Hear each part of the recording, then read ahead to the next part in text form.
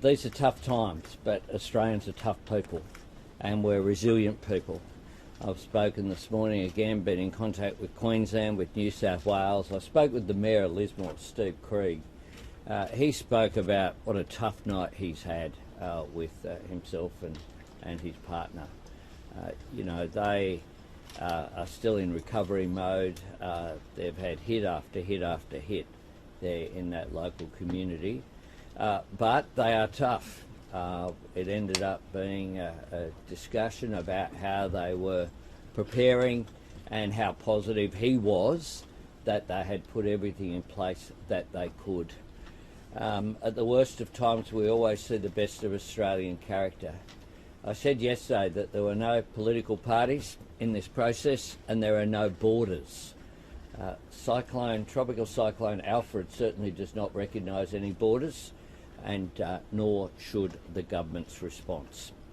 And that is why I know that Premier Minns and Premier Crisafulli are in lockstep as well going forward, as are the three levels of government working together, and through the national coordination mechanism out of here, we are assisting with the coordination as well of the private sector as well as the Commonwealth government response. So that includes supermarkets, telcos, banking, freight companies, all of the organisations which will play a role, first in preparedness, then in dealing with the impact of this cyclone, and thirdly in the recovery period which will occur. My message to people, whether they be in South East Queensland or Northern New South Wales, is we are there to support you. We have your back.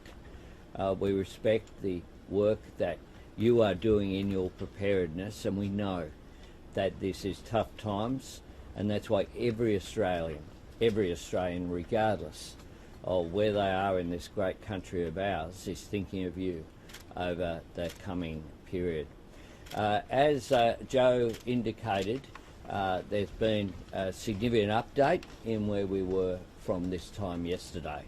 This time yesterday it was anticipated that the cyclone would cross into the territory. Land crossing would occur in the early hours of tomorrow morning. It's now anticipated, because it has slowed up somewhat, that will now be at a later time. That's not all good news. It is important to stress it is still anticipated this will cross into land and will reach landfall.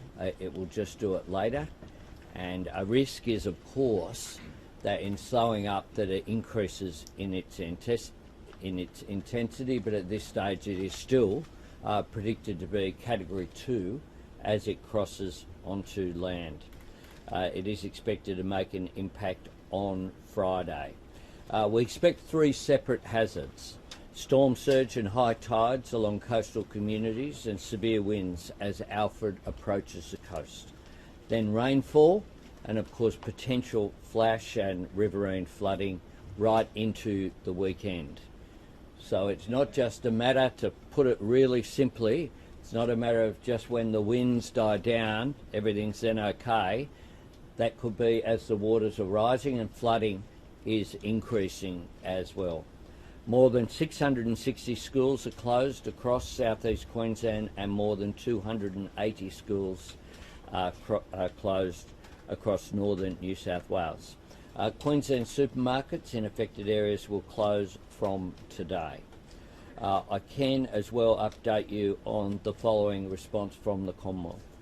We've received a request from both Queensland and New South Wales overnight, or in New South Wales' case in the early hours of this morning, for the early recovery grants of $1 million for affected councils. I'll sign off on those at Parliament House immediately this finishes, and that money will be on its way. That's important, so that immediately there's not a process of there's a road issue that's been damaged by waters, and then we have a process of the bureaucracy dealing with these things. The money's on its way so that the work can continue absolutely immediately. We want to make sure that as soon as recovery work is physically possible, it gets underway. We've delivered 310,000 sandbags into Brisbane for distribution across councils, and there is more on their way. 60 ADF personnel and 30 high clearance vehicles are being pre-positioned to go to Queensland to support police and SES volunteers as we move to the recovery phase. They will door knock to identify and support at-risk people. We have approved, in addition to that, 2 ADF search and rescue choppers to support Queensland post-crossing. Yesterday, we pre-positioned heavy lift helicopters from our National Aerial Firefighting Fleet. A Sikorsky S-61 is being deployed to Coffs Harbour, and a UH-60 Black Hawk is being pre-positioned in Bundaberg. We have activated the Australian Government Disaster Response Plan, a crisis coordination team which will operate out of here. I intend operating out of here for coming days. Is probably the best place I can be to make sure that there is seamless activity between New South Wales and Queensland. So put in your diary, this time tomorrow I intend to be here again, but if need be, as required, if there's a further update required, then I'll do that this afternoon.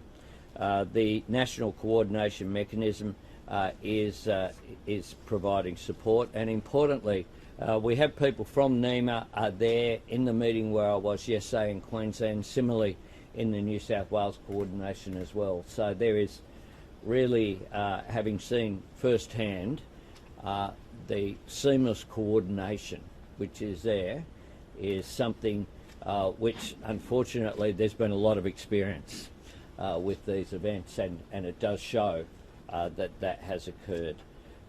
We also, as of yesterday, we declared a childcare subsidy period of emergency for childcare services in South East Queensland and Northern New South Wales.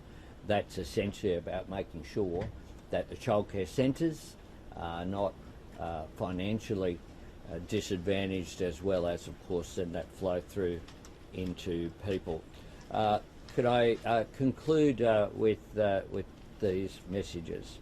I would encourage people to listen to local ABC radio at times like this. ABC shows why it's important that we have a national broadcaster.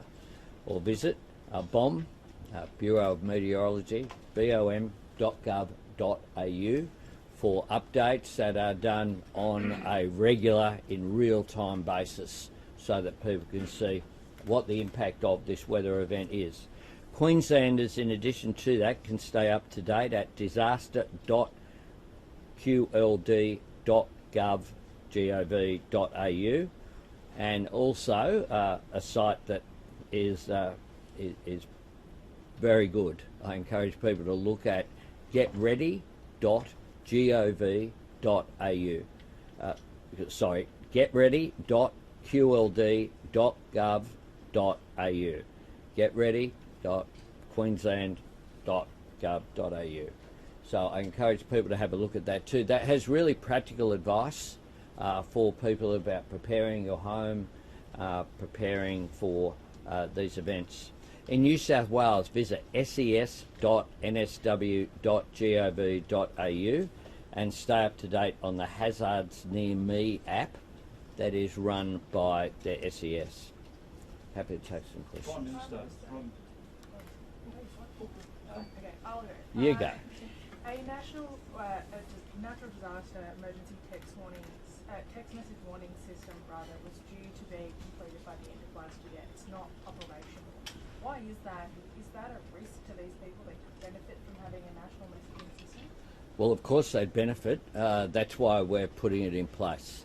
I would prefer it was ready, but it's been complex to deliver. It's something when we came to government, if you look at where we are now, it's a facility that I opened, and we have put in place. The current emergency alert system was always going to be the primary messaging system for the high-risk weather season. Prime Minister, can you explain why there has been that delay on the time frame of that service, and can you update when we might see it in place? Well, it's been complex to deliver. you want to make sure, you have to be 100% sure that it's ready to go before you turn it online. The current emergency alert system is the one that's been in place for some period of time. That remains effective, and it is the primary messaging system for the high-risk weather season. Prime Minister, I know it pales in significance when we're talking about property and lives, but sure. For you, does this cyclone basically rule out an election being called this weekend or early next week? I'm focused, as much as some people here are focused on something else, I'm focused on the needs of Australians. This isn't a time for party politics. I'm just focused on doing my job and governing, and that's something I've been focused on since the 23rd of May 2022 when I was sworn in as Prime Minister. Your team's in a campaign unit, Prime Minister, already. The Trump administration has called for Australia to lift its defence spending to 3% of GDP. Even with the extra money your government is pumping in, by the end of the decade we will be well below 3%, somewhere around 2.3. Do you plan to fund it like that, and where would the money come from? Australia determines our national interest, and as a result of the Defence Strategic Review, my government is allocating significant additional resources for defence. That is being rolled out, including missiles, including a range of assets that improve both our capability, but also, importantly, our delivery. My government is delivering increased defence assets and increased defence capability, and that's what we're rolling out. Whoa. Here. Prime Minister, I think you said you'd be based here the next few days.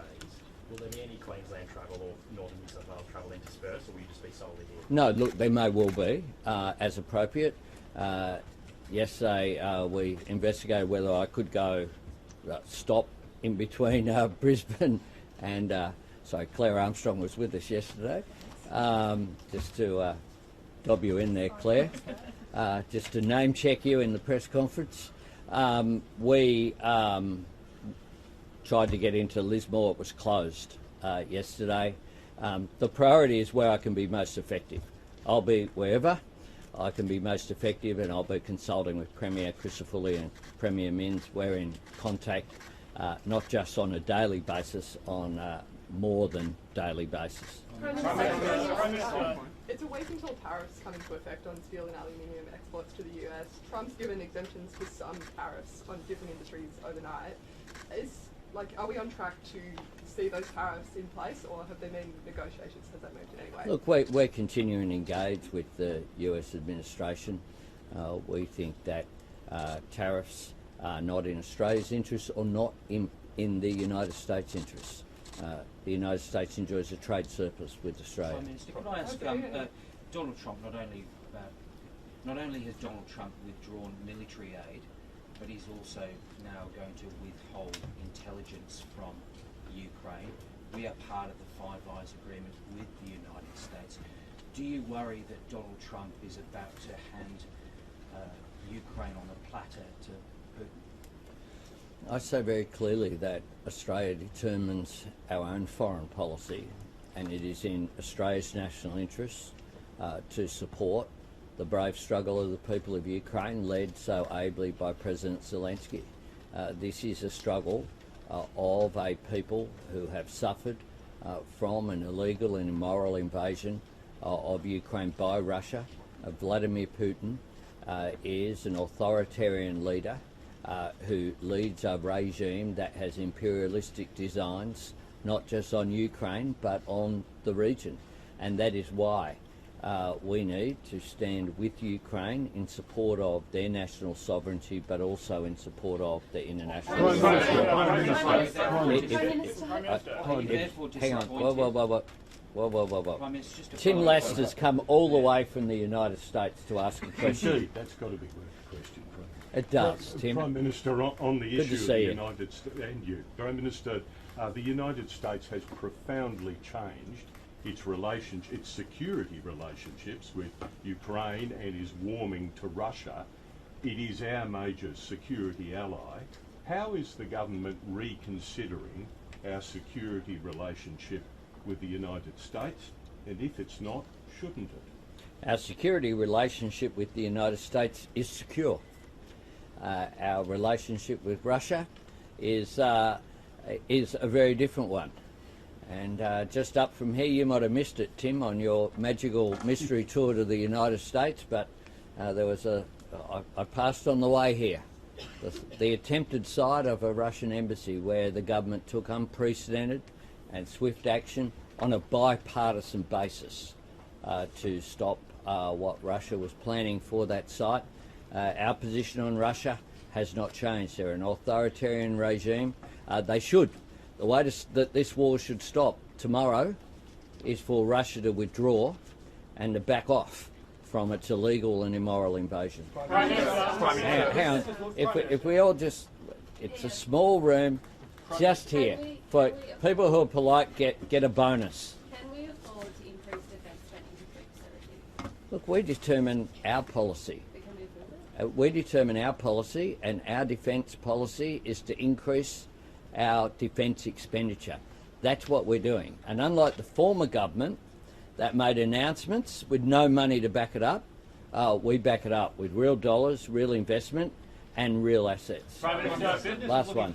Democracy thrives on transparency. Are you going to call an election in the next week? I think I answered that before. I am focused on what's going on here. So you haven't decided? I'm focused on what is going on here. I refuse to be engaged in the game that has gone on for 1 year. For 1 year ago, Peter Dutton called for an election to be held in order to stop our tax cuts. Our tax cuts went through. Ever since then, what I'm focused on is governing, and we are delivering. We're delivering, whether it be assistance, most importantly at this time for the people of South East Queensland or Northern New South Wales, or whether it be the changes to the economy that we've seen. We've seen inflation falling, wages rising. Yesterday's current account figures were extremely positive, exceeded market expectations with that 0.6 growth in the quarter. What that shows is that our coherent, orderly plan for responsible economic management is making a positive difference. So we do all of that while we deal with issues that sometimes come at you as a government, like this one. But when an issue like this comes at you, that has to be a priority, and that's my priority today. Thanks very much.